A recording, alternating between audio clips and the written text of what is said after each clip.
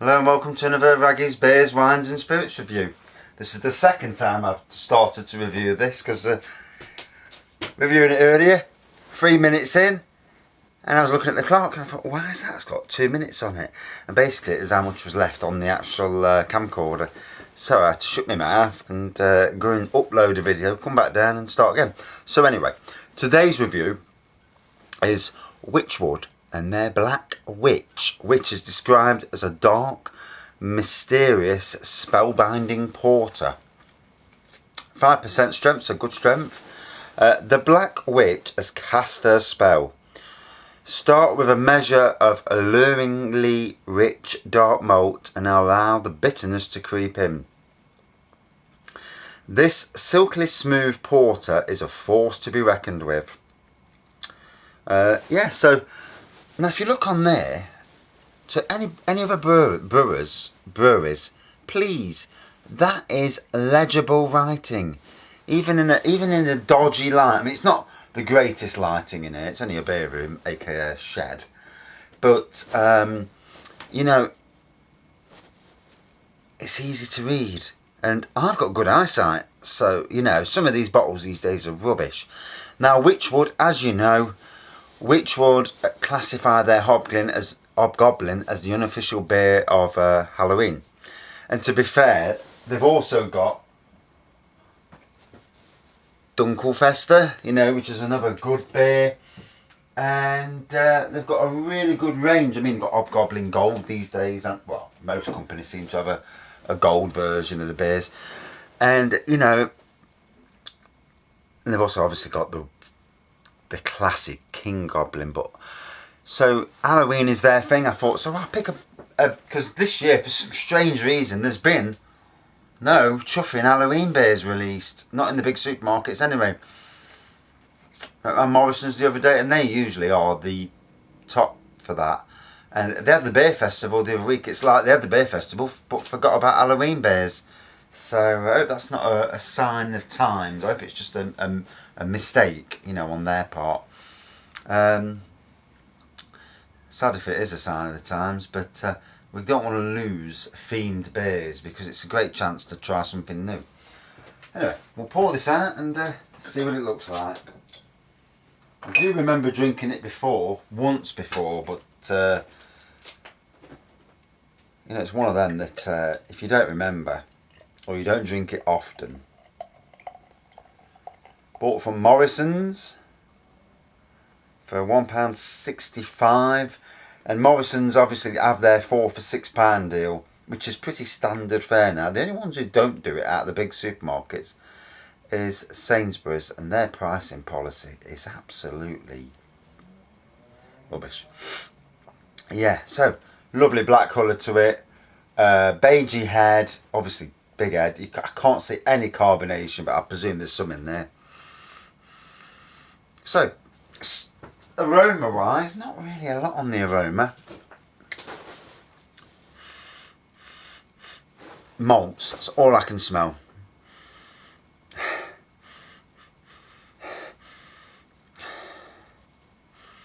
Bit of chocolate, it's coming through now, where is it? But it's not massively strong, it's not, I've had some beers where, you know, you're putting your nose near the glass and you can smell it. This, I'm having to get my nose right up. I mean, some you can do that and you still can't smell it. So, we'll have a bit of a drink, see what it tastes like.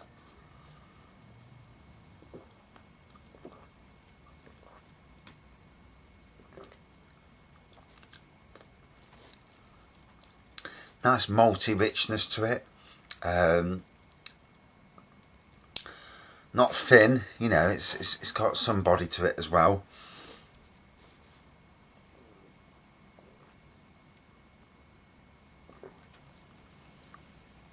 Actually reminds me of King Goblin, just quite a bit weaker. So I've got 11% left on my phone. So I'll try and look on the internet just to try and gauge what the general consensus is. So it looks like the good summer looks like it's coming to an end this week. We are going to get some cold weather I mean, it has been pretty cool today, to be fair. Windy, cool. And I've been planting daffodils on roadsides, with having to use a van to protect us from drivers who don't realise that there is a speed limit. So, 3.69 out of 5. This is at Beer Advocate. 203 ratings, so that's described as good.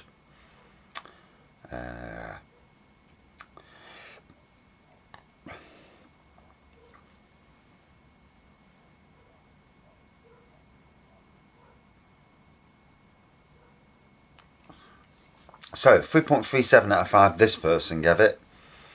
The beer opened with some toasted malts, an earthy bitterness and some chocolate touches, alongside a coffee bitterness, but before some faint dark fruits featured with the nose, but was sadly missing come the taste. It was a dark and malty offering with a fairly one-dimensional feel to it, which means it's unlikely I'd pick it up again, but it was at least an okay beer from Wychwood.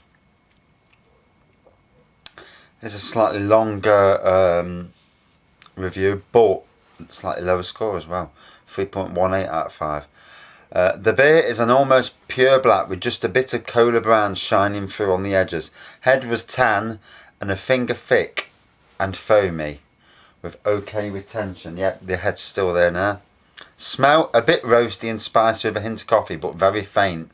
Yeah, I thought that. Very faint, you know. I've definitely got a coffee, bit of chocolate, but very faint.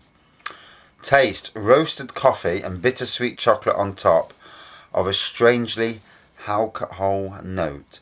Odd for this strength of beer. Also, the taste of this beer goes beyond roasted to burned, which is a weird characteristic for this kind of beer. The char is a campfire or charcoal kind of smoky, not pleasant like a Rausch beer, but like a burger that has been left on the grill a little bit too long. Overall, an okay beer, but there is something burned and off-putting in the taste that turns me off buying it again. Right, final review. This is a 4.32 out of 5, so a slightly better review. Looks, nice black, opaque colour, tan head. Totally agree. Smell, clean, crispy malt, if that's an actual thing. A bit coffee-ish. Taste, again, it's very cleanly malty with coffee notes, very pleasantly drinkable.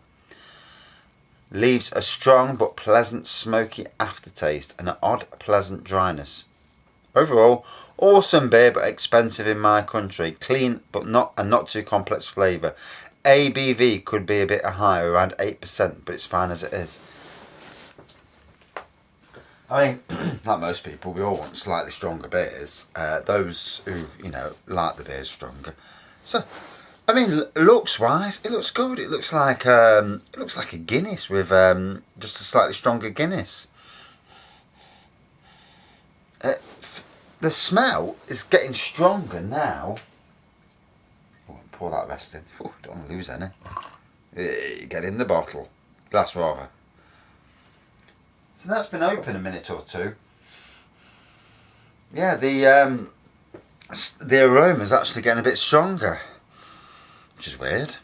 Still faint though, but slightly stronger. Still that nice tan head. Well, it would be a bit bigger now because I've just poured a bit more in.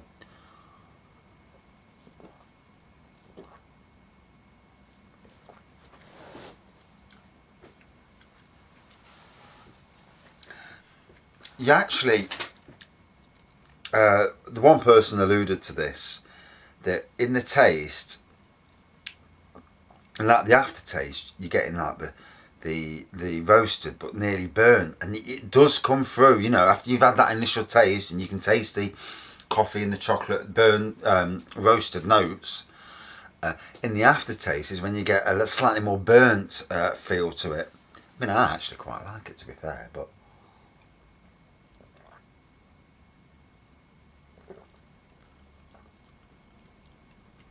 yeah, definitely that burnt flavour coming through.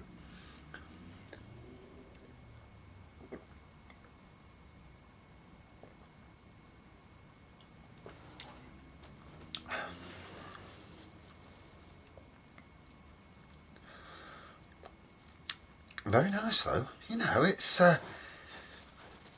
very different Out of the 3 darker beers they do, obviously Halloween, Hobgoblin rather, is a ruby beer. Let's not forget that Dunkel Fester down there, and then King Goblin. This is a slightly, is that stronger? No, that's weaker. So yeah, this Hobgoblin is it 4.8 or 5? Not 100%. But yeah, it's got a nice strength to it. I'd love to see a 7% version, like a reserve.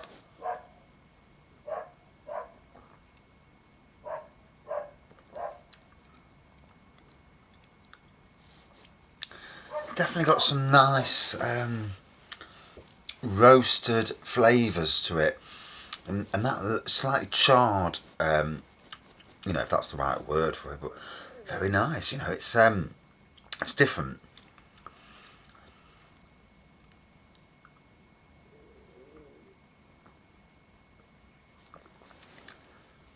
The charred flavouring does linger on, so it might be a tad too potent for some people.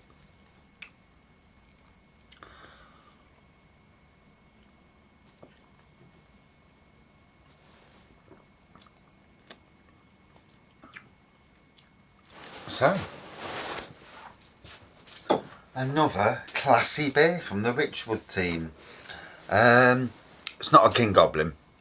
No, I don't think it's as good as Hobgoblin either. But it is a good beer. So, oh, it's getting cold in here as well. Out of 5, I think about a 4.5 out of 5. That was a really good effort. Really nice beer. It's one that I've looked at before. Never, you know, not really. You know, some beers just don't tickle your fancy. That was one of them beers. But after having it, yeah, I'm happy about that. Very nice indeed. Thanks for watching. See you soon.